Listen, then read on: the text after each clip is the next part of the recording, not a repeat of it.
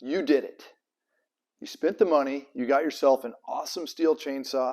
You decided the best for your property, the best for your needs was the Stihl MS 180C. Today we're going to go over this really quick, what you need to know to get the most out of it, to enjoy this long term, to not have problems.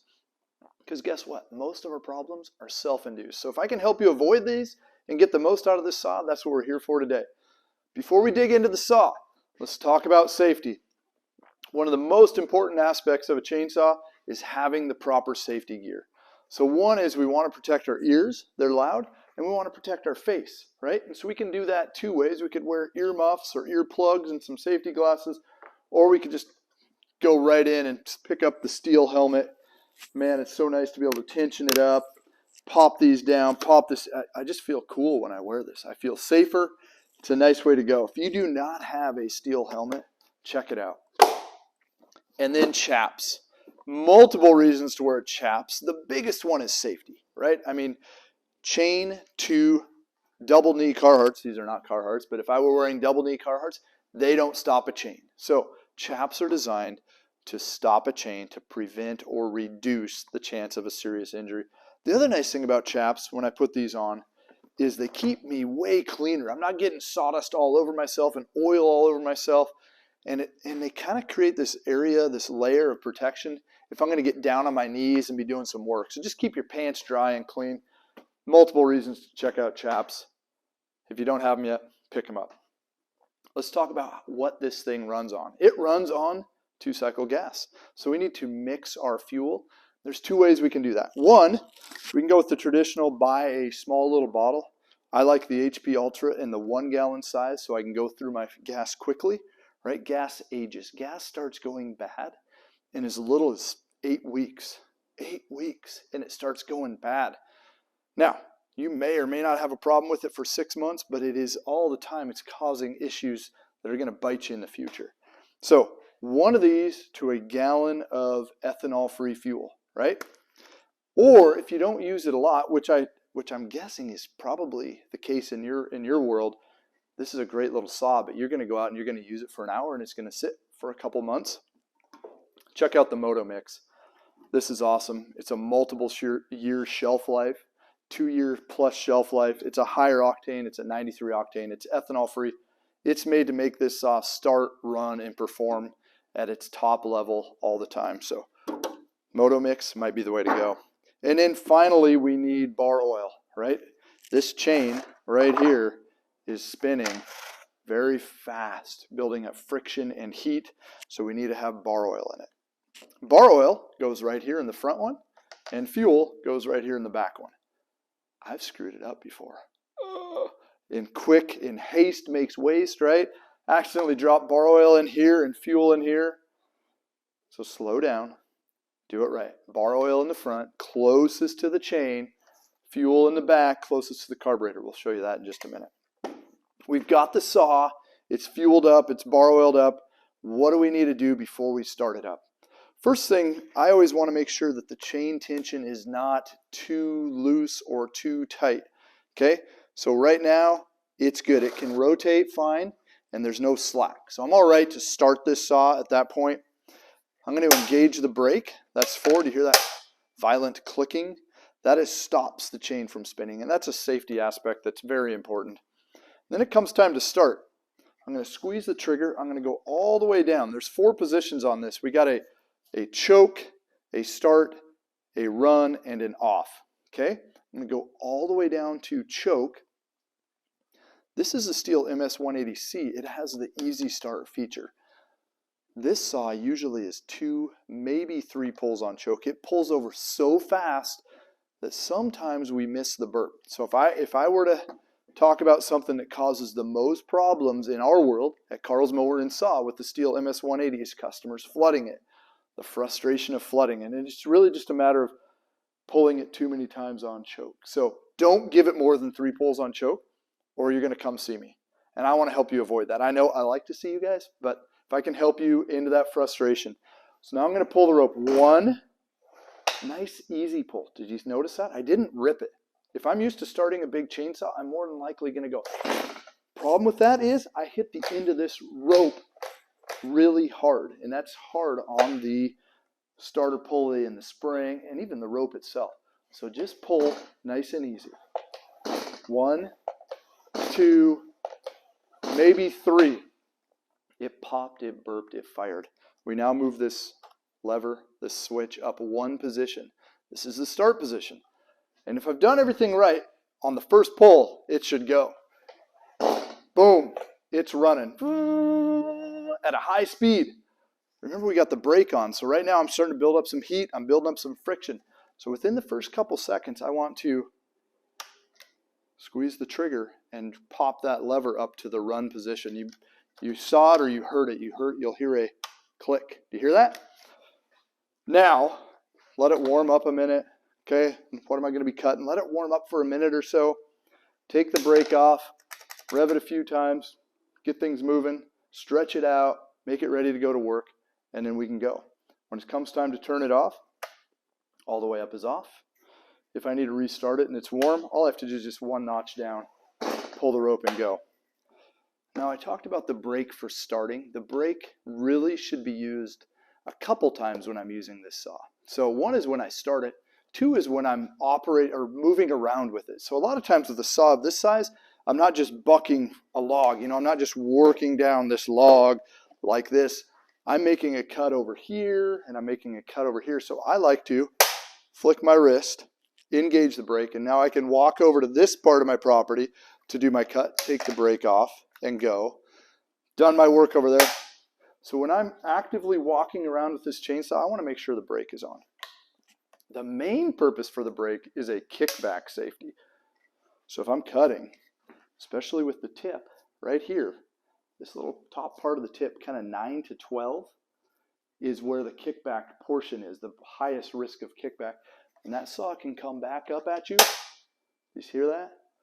Whew. Thank goodness for brakes. So know how to use a chainsaw. It is very important to use as much of your cutting as you can in the back portion of the bar. Not really just on that tip. There are times, and as you become more knowledgeable of a chainsaw, more comfortable, you can get into that. But if you're a rookie and just getting into it, cut with this back half as a protection. Tensioning the chain on this guy. This little thing, I don't know what we want to call it. We'll call this the bar nut. This little tab flips up and I can then loosen the bar nut and take the whole cover off. Simple design.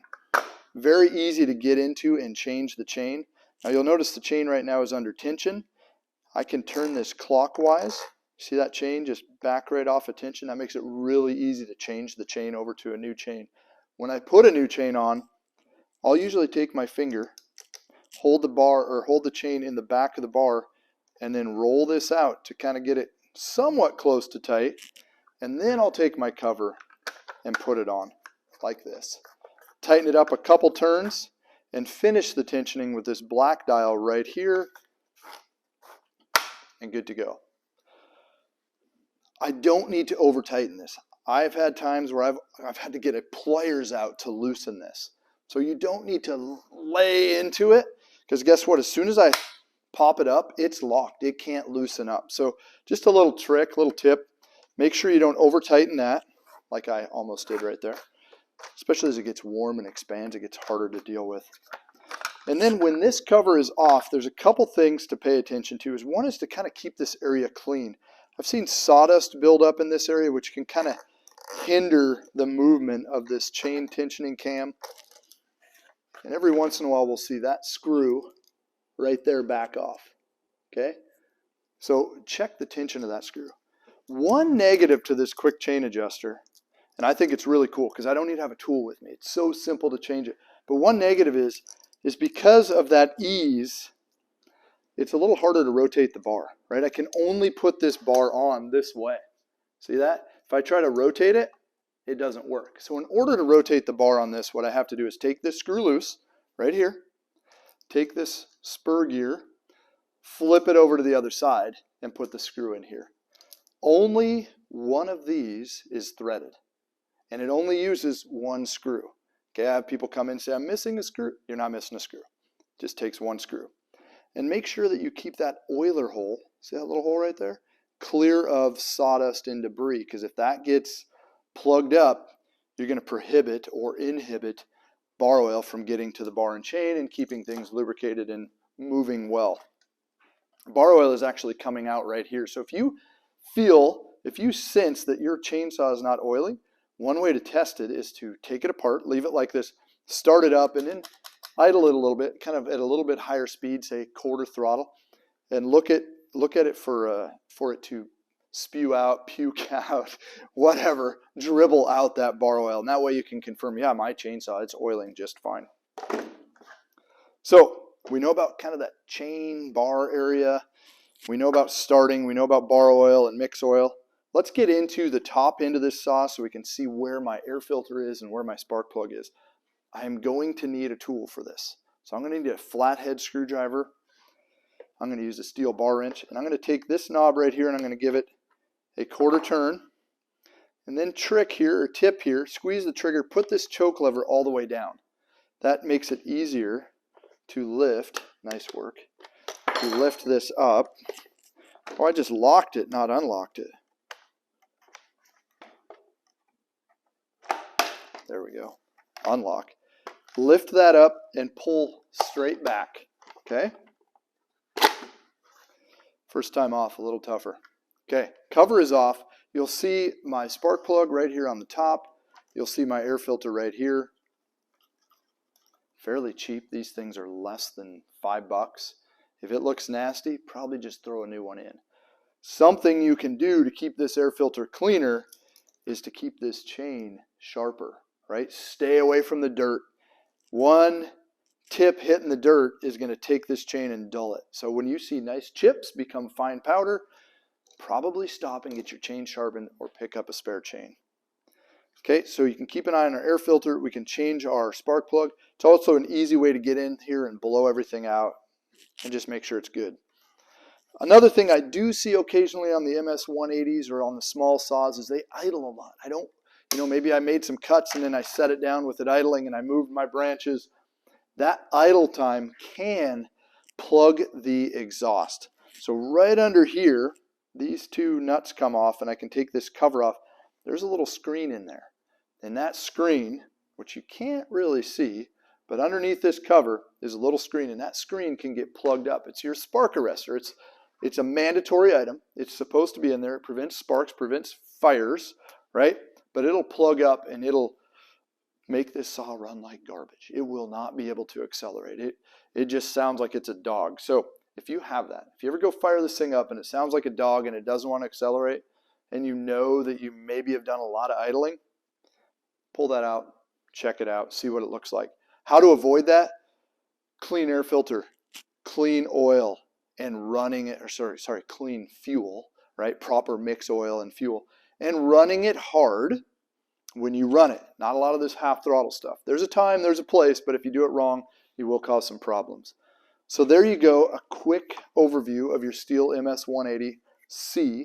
I hope that you can get years out of this saw. I hope that you brag about this saw to your buddies. You know, I bought this Stihl MS 180C 15 years ago and I have cut hundreds of hours.